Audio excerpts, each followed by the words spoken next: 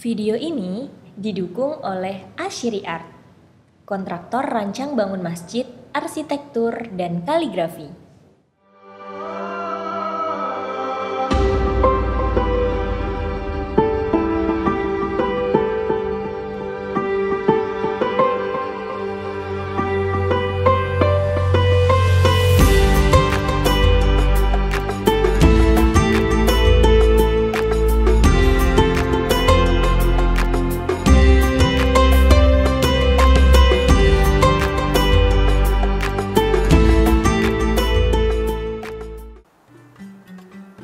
Itu baru cara ngeblok loh mas, belum bagaimana cara membuat motif, bagaimana cara membuat ornamen.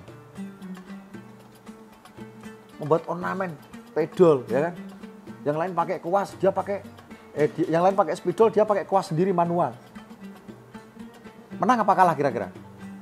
Kalah mas. Oh yang lain udah pakai spidol, plok langsung. Dia malah pakai kuas, pelan-pelan santai sambil dengerin musik, rokokan juga. Wah kacau ini. Ada yang peserta yang begitu itu ada juga, akhirnya nggak selesai, nggak bakal menang. Gitu kan, terlalu santai akhirnya.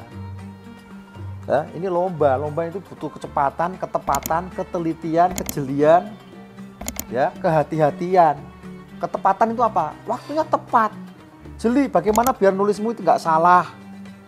Sekali nyeket ya, cerah langsung ditulis, bet jadi. Saya dulu lomba kaligrafi nasional tuh mana ada saya bawa tip X, enggak saya bawa tip X. Modal saya apa yakin? Enggak, yakin itu kalau sudah latihan dulu kan begitu. Kok enggak latihan kok yakin dari mana? Kenapa kok saya yakin bahwa lomba nasional saya enggak bawa tip X? Karena saya kalau latihan, tryout itu hampir 2 tahun itu saya enggak pernah pakai tip X kalau tryout itu. Dan itu udah terlatih, jadi nulis itu sekali sekali jadi, sekali beres. Ya kan? Jadi mana ada nulis masih ragu-ragu. Nulis ragu-ragu itu berarti Anda belum hafal kaidah, betul tidak? Iya, masih mikir kaidah ini berapa titik ya. Aduh ya kacau kalau kayak gitu. Pasti, itu pasti. Rata-rata teman-teman santri yang tidak bisa nulis kaidah bagus. Karena apa? Karena dia nggak hafal bentuknya. Setuju nggak? Nah sekarang ada tes. Anda ngelukis pacar kamu. Kalau kamu memang betul-betul mencintainya dengan sungguh-sungguh, kamu tanpa lihat fotonya itu bisa mirip loh mas. Kenapa? Karena kamu menghadirkan dia dalam imajinasimu. Bahkan cinta itu nggak hanya imajinasi kan. Bahkan detak jantung, bahkan tarian nafasmu itu menyebut namanya kan begitu istilahnya kan. Jadi kalau misalnya disebut Siti, ya langsung namanya Siti itu langsung terbayang-bayang. Kamu ngelukis Siti, yang kamu bayangkan itu langsung tepat mas. Nggak mungkin hidungnya jadi menyong atau apa segala macam kan enggak kan. Sama kamu membayangkan huruf wawu misalnya, huruf lam, huruf kaf, huruf dot, huruf shot. Kalau nggak hafal itu beda nggak dengan master? Beda nggak? Pasti beda, bedanya malah kadang jauh. Saya udah hafal. Nulis itu harus pakai konsentrasi, harus fokus. Meskipun kelihatannya kita santai, tapi kalau nggak fokus nggak bakal bisa. Dan yang paling penting adalah apa? Hafal dulu bentuknya. Kalau nggak hafal nggak bisa itu.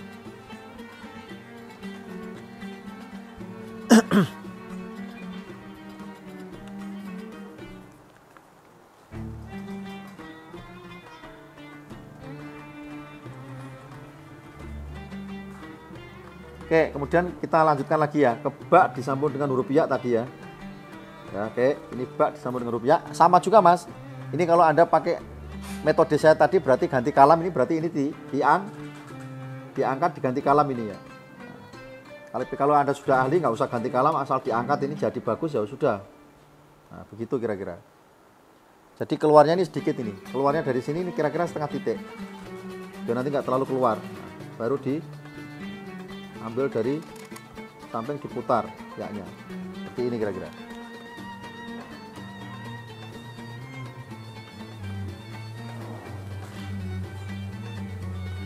Oke.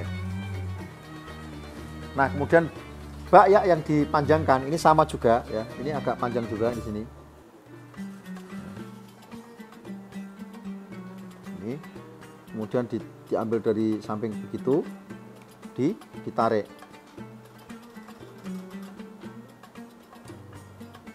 Ini ditarik, ini bisa lurus, bisa juga goyang di sini, ya. Goyang begini di sini, atau lurus juga boleh. Ya, biasanya di sini ada goyangan di sini. Tapi lurus juga boleh. Nah, kira-kira begitu. Para santri, santriwati Pasaran Kaligrafi Ramadan PSKK 2022 yang kami cintai dan yang kami banggakan. Semakin menarik sekali ini. Nah, pada kesempatan ini ya, tadi sudah saya jelaskan tentang beberapa bentuk huruf mufrad atau huruf tunggal dari mulai alif, ba sampai dengan ya. Dan kita sudah mencoba menggandeng huruf batasa ya. Nun, ada juga ya, itu disambung dengan huruf alif, ba, ta, sampai disambung huruf ya.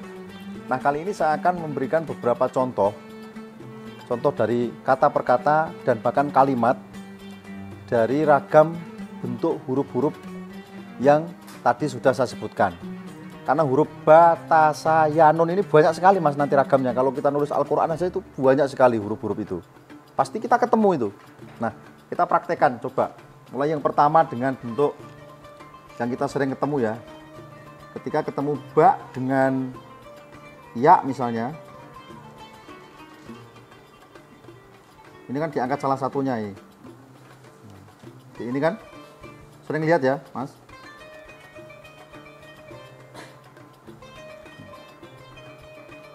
Misalnya baitun misalnya.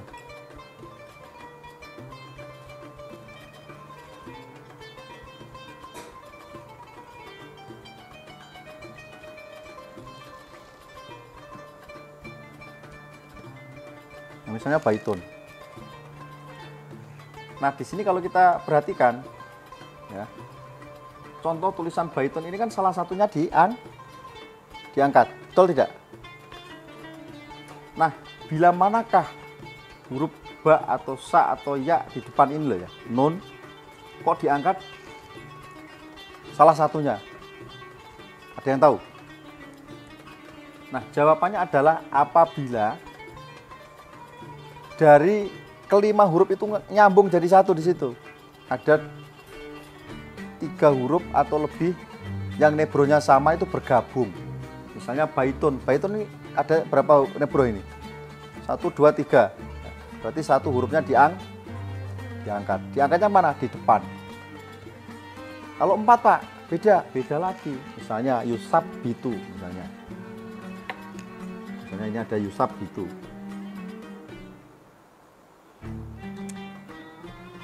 Nah, ini yang diangkat di posisi 2.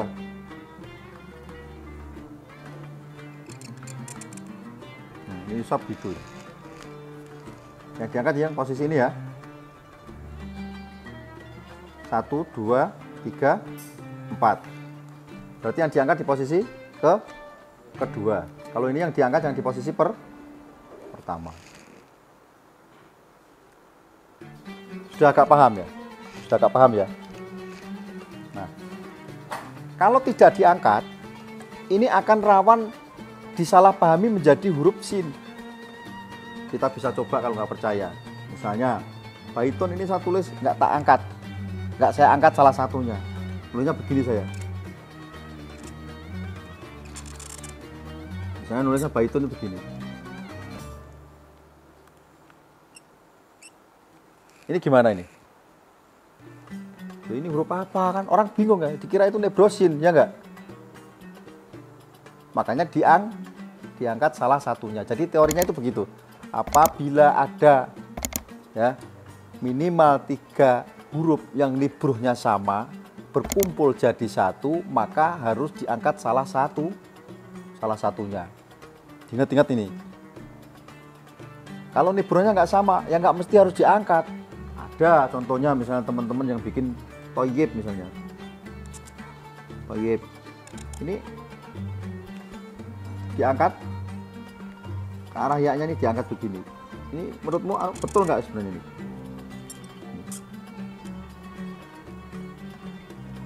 Toyib.